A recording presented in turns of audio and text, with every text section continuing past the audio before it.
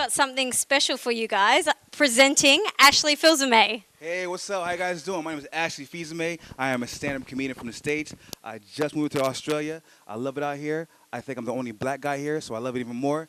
Everybody's real nice to me, except for the people in customs. Oh my God. Have you ever had someone talk to you like you're guilty, but you know you're not guilty, but the way they're talking to you, you feel guilty? That's customs. They're like, what are you doing here, sir? My brain said, tell me you're a comedian. It's okay. You're a nice guy. My mouth said, looking for my dad. Who might that be? Ernie Bingo. Have you seen him? He owes me $5. I also love it here, too, in Australia. I also heard that the people of Australia are racist. Let me tell you right now, the people of Australia are not racist, but your seagulls are. Think about it. Ever seen a black one? Hell nah. They killed them all, man. Let me tell you what happened. I was in Sydney, right, at the Opera House, doing a tourist thing. I look to my side. I see these kids, and the birds are actually eating out of their hands, which is really cool. So I decided, you know what? I'll be cool, too. I went back. I got some bread. I stuck my hand out. The birds backed up, started calling me names. Black, black, black, black, black, black. They just call me a bloke. Also here, too, in Australia, I love the way you guys, recycle words. Like, you'll take one word, give it 20 meanings, use it in one story, and still make sense. A friend of mine was telling me about a friend of his who is an alcoholic. Ask him here, man. Let me tell you about Keith. Me and Keith go to the bar to go buy some piss. But you know Keith, he can't handle his piss. He was so pissed he couldn't walk to the piss to take a piss, so he pisses right in his pants. And then the bartender was so pissed off, he grabbed him and pushed him outside and made him walk home while I was pissing down. I'm like, no crap. Are you serious? I'm taking a piss. Thank you very much. That was awesome, Ash. He's doing funny things with the camera. So how was that for you, doing that in front of the camera? Oh, it was fun, man. Yeah. It was fun. The camera laughed. The camera enjoyed. Right, camera? Yes, you yeah. did. Yes, you did. Yeah, it was awesome. I loved it. Yeah. Oh, we laugh. Yeah. How long have you been doing comedy for? I've been doing stand-up comedy for 16 years. Mm-hmm. I started when I was 18 years old. When I was 21, I started touring with Pablo Francisco. Yep. I toured with him for about 11 years. Then I've been here for about 5 months now, just doing my own thing. Nice. I run 2 rooms, the Brunny, Brunswick Hotel, and I'm frequently at the Comics Lounge off of 26 Errol Street in North Melbourne. Yes. Those 2 places are actually awesome places to do comedy. I'm so blessed to be here because there's so much room to do comedy here. There's so much improvement that can be done, so I'm here to do that. There is. And how do you find Melbourne in particular? I think it's hot. Yep. People are nice. Yep. I don't understand trains and trams next to a car. I don't get that. And the trams right there. It's kind of crazy. But hey, do your thing. Nothing. No. What do we call those barricades? Just a tram. If you get into a fight with somebody, go back up. There's a bar and there's a tram, and that's it. Oh, dude. That's the train going. We just have this going all the time. Yeah, exactly. Tom, you enjoy a bit of comedy, don't you? Yeah. I was going to say, you got the comedy festival coming up in Melbourne. Yes, I am actually at the biggest comedy club in Australia, the Comics Lounge. I'll be there March 27th through April 21st. I'll be doing my thing there. Anthony Solomon will be there, a funny guy. Justin Hamilton and Monty Franklin. It's going to be awesome, awesome, awesome. Come out and see me. It's a really good place. I also have a video. I rewrote The Land Down Under. And I have a music video coming out too as well. Can I mention that? All right, cool. Yes, Down Under. The Land Down Under. Look out for that one. And I also have a reality show called The s03 Project coming out as well too. Oh, what does that involve? Well, I have another comedian friend who's black and African American. I found him. Oh, and, right. His name is Bama, and I'm Ash, so it's called The s03 Project. Oh, right. And, so we just go around trying to make. He's older than me, but he's younger than me in comedy. Yeah. So we teach about life, and I teach about comedy, and So you do a lot of things. You kind of branch out and do a bit of everything. I'm like an octopus. I have a lot of arms. Oh well, I'm not even going to go there because octopus is actually is probably my favorite food. I love it. It gets her excited. You eat octopus? I love it. Do you eat it live?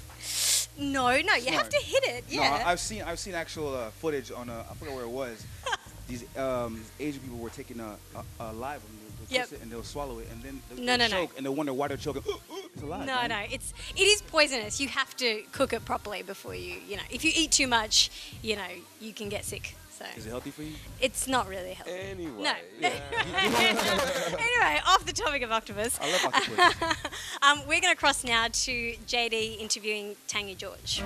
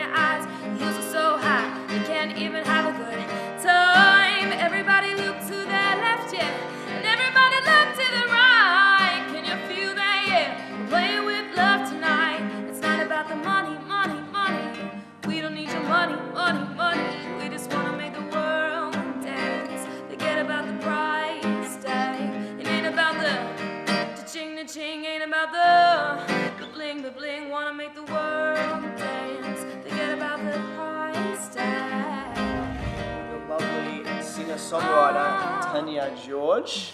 How are you? Very well, how are you? Yeah, very well. Now, we're here to speak to you about what you do, and I mean, I've been doing a little bit of research for the guys at home, and I've checked out the Facebook page, which I hope that everyone else will go and check out as well. Yep. And it's quite new. The Facebook page is new, so that kind of got me wondering, and I looked at a few of your clips, and most of the clips on there at the moment were covers, and some really good covers. John Legend, excellent. Very impressed. So when did this all start? Where did it come from? Is it new because the Facebook page is new? Yep. Or has this been a long journey for you? Yeah, my music career at the moment has been a very long journey. The Facebook page kind of popped up when all the other artists were doing their social media stuff. And I thought, I've got to get my stuff more out there, just not so much word of mouth. Yeah, so I put the Facebook page up, and then I needed some online material, so YouTube's the way to go these days. So I chucked some covers up on YouTube for the hits. Right. I got 80,000 hits on Don't Look Back in Anger by Oasis. Yep. So that was good to do before I brought out my originals, which I've been working on and in the process of doing. So that's how I got into that, and yeah. Okay, so you said that you're working on your originals at the moment. When can we get a taste of that? Because we love your voice, we love what we've seen so far. Yeah. When can we get a taste of your originals? I'm hoping to have them finished and done by hopefully mid-Feb. So I'll have them up online to a little video clip. Yeah, they'll be done then. There'll be more acoustic cutaway songs rather than a whole produced sound with drums and all that. I just want to do my acoustic stuff first, and then bring that real produced sound later on if I put together a whole album. That's my plan. So I like bringing back a song to just raw material like vocals and guitar or vocals and piano, because that's how it all starts to me. That's how I start writing my songs. Is I'll start with just my vocals and an instrument. Fantastic. And then, yeah, build on top of that. So okay. yeah. Excellent. And what about live gigs? Because I mean, we really need to get ourselves out there as artists. Do you do live gigs, like live acoustic gigs? Yeah, well, I've been playing live gigs since I was about 15. Right. And I'd go into pubs and bars and ask to play. Underage, they wouldn't know. Why not? Yep. So while other friends of mine were going clubbing underage, I was playing at gigs and pubs and all that underage. And I went from doing that to playing at local Battle of the Bands competitions, to playing at places like the Deadly Carols, the Bayside Deadly Carols. Yes, I've seen that. That was on the Facebook page, guys. Yeah. Yep. So that was, I think 25,000 people ended up showing up for that, which was awesome. Wow. Yeah, just doing things like that. I went to London as well and played a few gigs on a cruise ship during the Olympics. Okay. So yeah, those small gigs that you start at the beginning end up bringing you somewhere bigger. Yeah, of course. Word of mouth is the best place to get promoted, I guess. My next question is the actual process, because you said that you get down and you do your singing and your songwriting with a guitar or with some form of instrument. Yep. What's the process for you? Like, do you have to set aside time, or does it just come to you and you're like, right, pen and paper, I need it, and where's my guitar? How does it all work? I think for me, I have to be in the right mood. I have to be in that zone of, hey, I've got a subject or something I want to express. Okay. And so I usually I'm more of probably a music girl first, then lyrics. Okay. So I'll think of a chord progression or some sort of sound that sets the atmosphere I want for my song, or the lyrics that I'm just about to, literally vomit out onto a piece of paper. So my songs, a lot of them start with emotion. Okay. And I'm not afraid to write personally.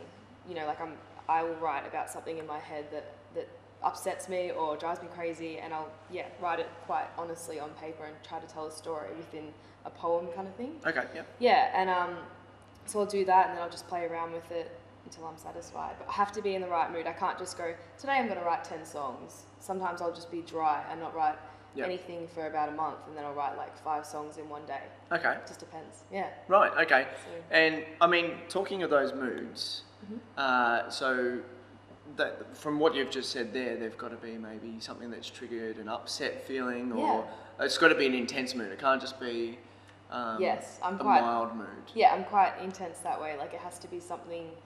I think my songwriting is quite deep, as in like I'll touch subjects that people kind of wouldn't expect would be wouldn't expect the song to be about. Okay. Yeah, which is like some people write songs to do with love, and then others people will write songs that sound like it's to do with love, but technically it will be to do with something completely different. Yeah. So Right. that's how I do it as well. All right. Well, I'm actually really excited and looking forward to trying to figure out what mood she's in when I listen to some of your music that's coming up in Feb. Yeah, it'd be good. I'm really looking forward to bringing my originals out because I think they're quite different to the way I do my covers. So. Wow. She was amazing. Yep. Yeah. It's very rare that you find someone that talented and so modest as well. Absolutely. She's got good taste in music. And I hate pop. Yeah. But man, she got me with Price Tag. I was like in there. Wow, what a good rendition of that song. Yeah, definitely. And she's been doing it for a really long time, hasn't she? She has, but she's only just discovered, for a little bit, she's discovered the online stuff, and man, Australia and the whole world is discovering her. Yeah. So what do you think about this whole, online phenomenon in terms of music? Like, that's the way it's kind of gone. Look, it exists everywhere, but it's a little bit more rare nowadays. So if something does hit off, then you're onto something good because there's a lot of online material. Yeah, so you've got to have something unique. Yeah, definitely, and she's got it. So yeah, obviously she's on a good path then. Perfect. Well, after the break, we're gonna go back to Tom and his lovely relationship segment. Oh, indeed. I think we're both involved in this one. I think we are. So we'll see you guys after the break.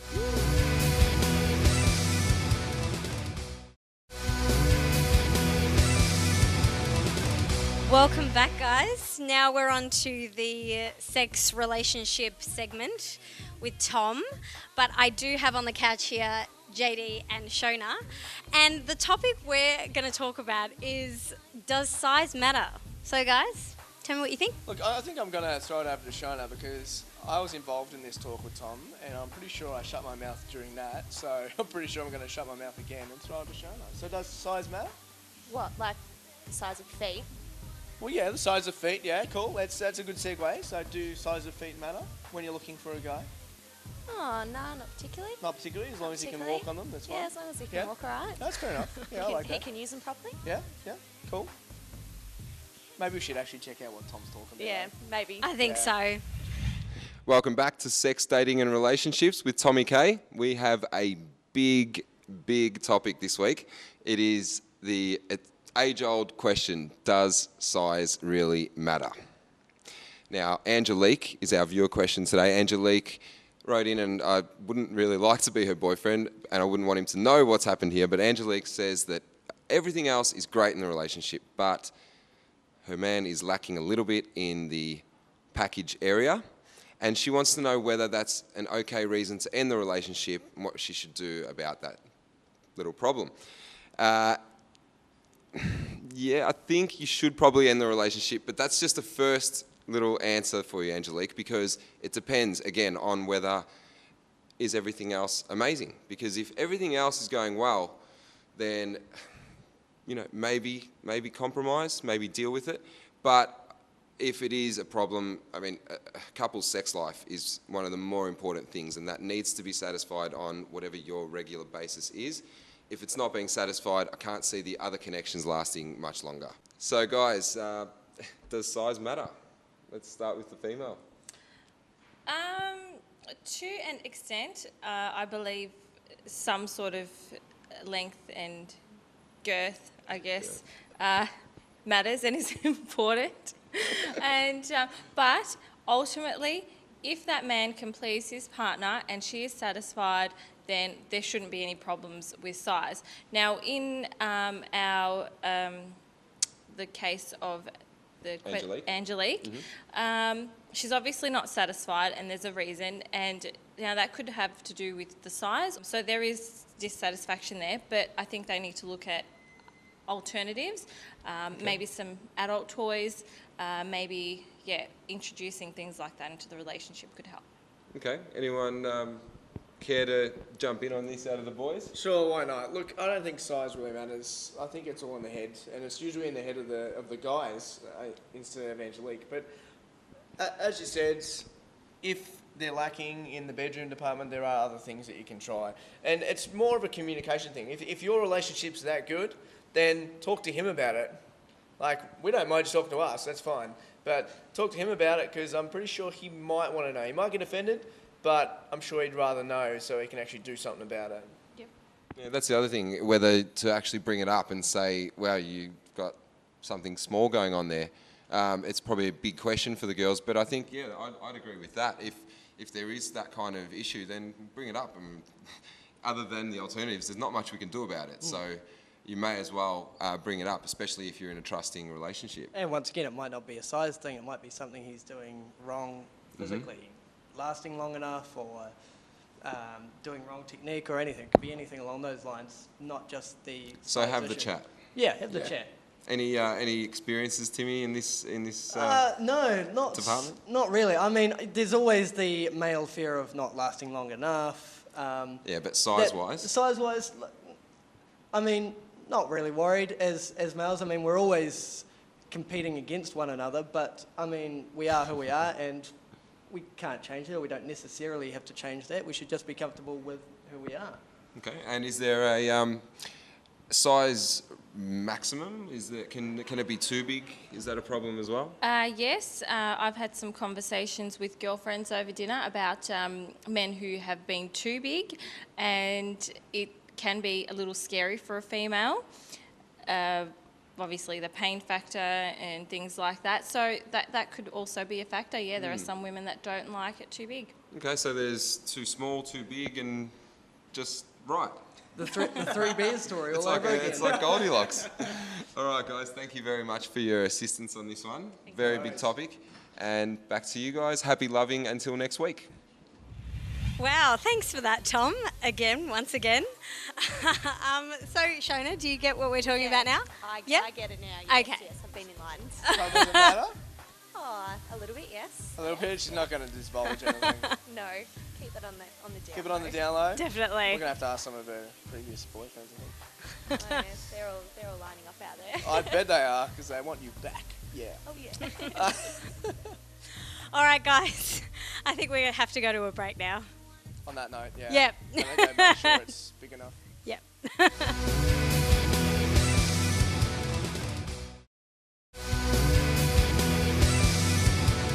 Welcome back, guys. I'm joined on the couch by the famous relationship guru, Tom.